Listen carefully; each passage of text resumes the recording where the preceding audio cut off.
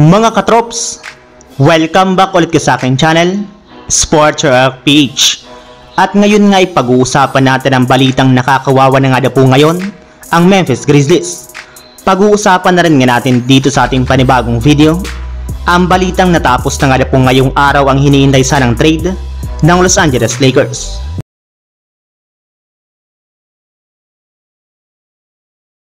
Kahit man nga po mga katrops, grabe ang pinakitang effort ng mga players ng Memphis Grizzlies sa kanilang game kontra sa Dallas Mavericks sa pagtatala na Desmond Bane at Jaren Jackson Jr. ng parang 30 points at si Marcus Smart na kumana 23 points, ay hirap pa rin naman nga po sila na makakuha ng panalo ngayong season matapos silang matalong muli dito sa score na 125-110.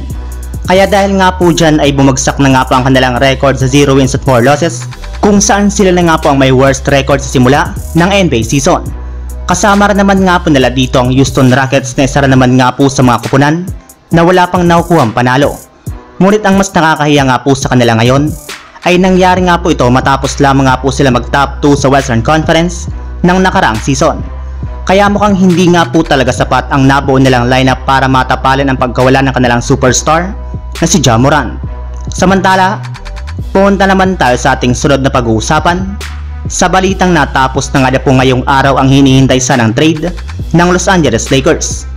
Kung inyo nga pong matatandaan mga katrops, isa nga po sana si James Harden sa mga binabalakang kunin ng Lakers ngayong season matapos hindi maging magandang simula ng kanilang kampanya.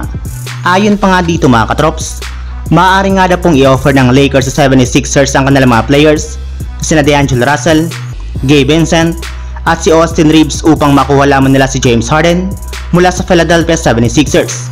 Sa ganyang paraan nga po ay magkakaroon sila ng isang legit na superstar na makakatulong kina LeBron James at Anthony Davis at makakapagpalakas sa kanilang lineup. Ngunit lahat nga po ng kanilang pangarap na trade kay Harden ay bigla na lamang nagtapos matapos may balita ngayong araw na tuloy na nga pong night trade si James Harden papunta sa Los Angeles Clippers.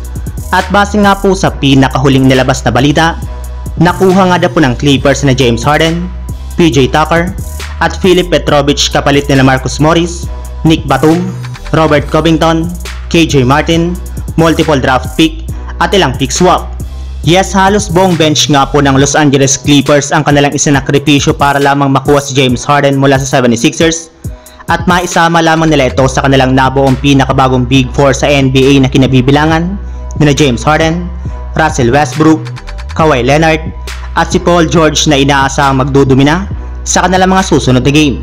At kasabay nga po niyan mga katrops, ay hindi na rin naman nga po naiwasan pa ng mga Lakers fans na mainis sa ginawa ng Clippers, gayong nadagdagan na naman nga po mga kupunan na kanilang mahigpit na makakalaban ngayong season, especially sa Western Conference.